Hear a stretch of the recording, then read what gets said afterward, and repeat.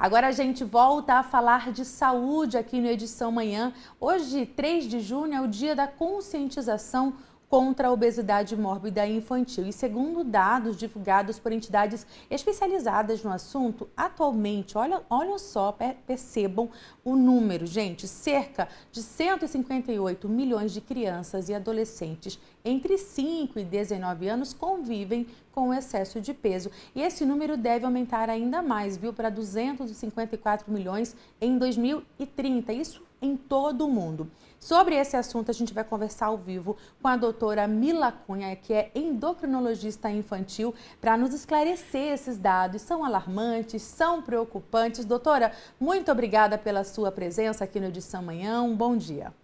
Eu que agradeço.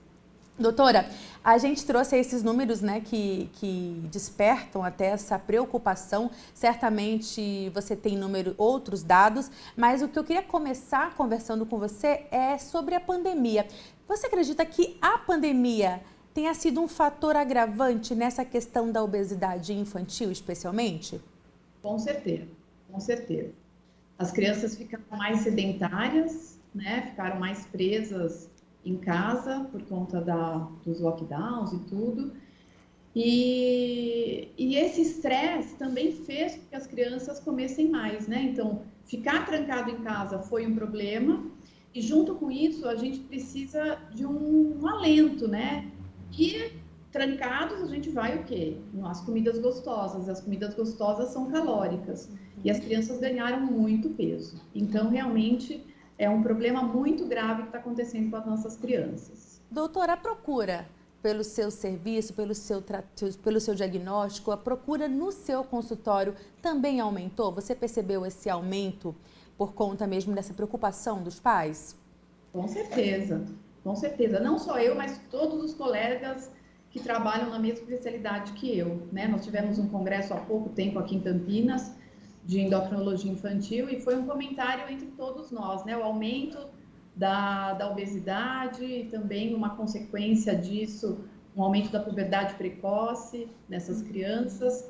Então, todos nós sentimos, sim, esse aumento importante da obesidade na infância. A gente está falando, começamos o nosso bate-papo aqui falando sobre essa questão do comportamento que influencia, porém a genética também é um fator decisivo para o desenvolvimento dessa obesidade infantil? A genética é lógico, você tem família, né, uma família de indivíduos obesos, existe uma chance maior do desenvolvimento dessa doença.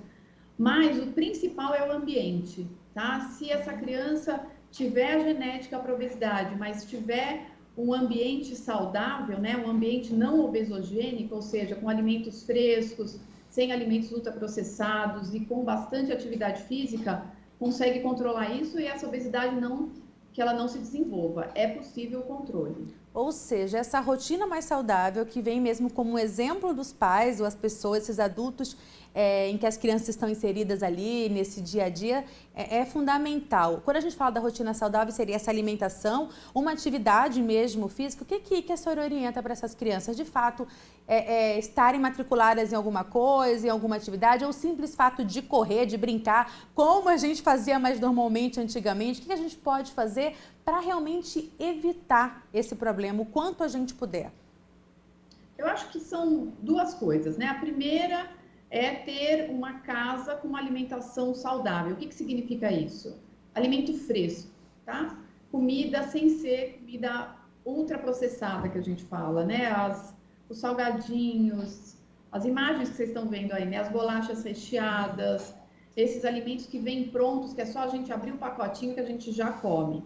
Então, esses alimentos são muito calóricos, né? E com pouca saciedade, ou seja, come aquilo e daqui uma hora e pouco, vai ter vontade de comer de novo.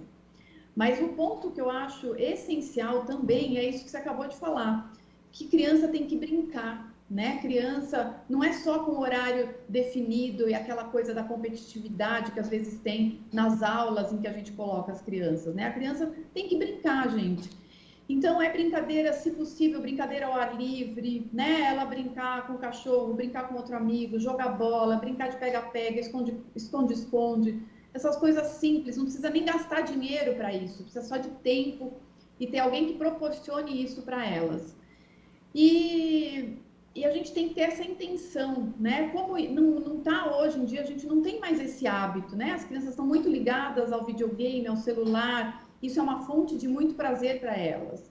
Então, o adulto responsável por essas crianças é que tem que proporcionar esse tempo, né? Que é brincar. Então, descer no prédio, jogar bola com o filho, arrumar um amigo para que vá, que brinque. Brinque, é simples assim. A criança precisa gastar energia e comer de uma maneira saudável. Comer de uma maneira saudável não é gastar um monte de dinheiro também em mercados especializados nisso, de jeito Acaba sendo nenhum. um mito, né, doutora? E isso acaba afastando as pessoas ou fazendo com que elas justifiquem comer de forma errada porque é mais fácil abrir o pacotinho e muitas vezes as pessoas pensam que é mais barato. Mas comer saudável também pode ser até mais em conta, né? Só cortando você aqui porque de fato é uma coisa que a gente ouve bastante. Às vezes a gente gasta mais dinheiro para comer de uma maneira saudável, e não é verdade, né? Uhum. É comer arroz, feijão, comer verdura, legumes, carninha, tomar leite, pode até comer um pãozinho, passar um pouquinho de manteiga. O que não pode são esses alimentos que a gente está vendo no vídeo, que são alimentos muito calóricos, E em tá? Mas excesso, né? comida do dia a dia, ela é permitida, ela é permitida. Perfeito, doutor. E quando que os pais devem ficar atentos para exatamente procurar um profissional? Nossa, eu acho que passou um pouco do limite aqui, o meu filho está, de fato, pode estar já caminhando para uma obesidade. Hoje é um dia importante para a gente esclarecer tudo isso e trazer a importância desse assunto, né? Quando que os pais devem observar isso e, de fato, procurar e irem até um especialista?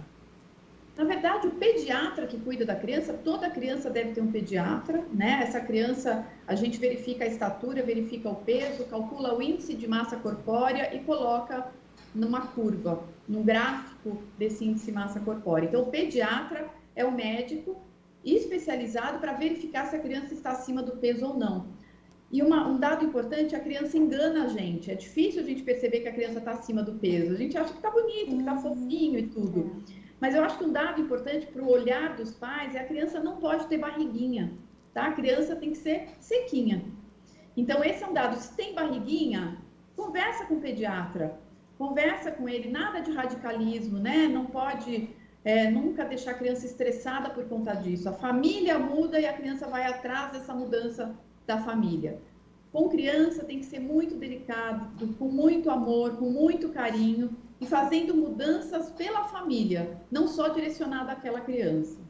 Perfeito, essas últimas declarações também que você fez aí, doutora, a gente saber lidar com os pequenos e entender que nós, adultos, somos totalmente responsáveis por eles, inclusive nesse momento. Não é que ele está comendo errado, alguma coisa eu fiz para que ele fizesse e achasse aquilo normal, né? Para que ele gostasse tanto do refrigerante, do fast food, da comida mais gordurosa. Os pais têm que pegar essa responsabilidade de fato para começar a mudar esse cenário.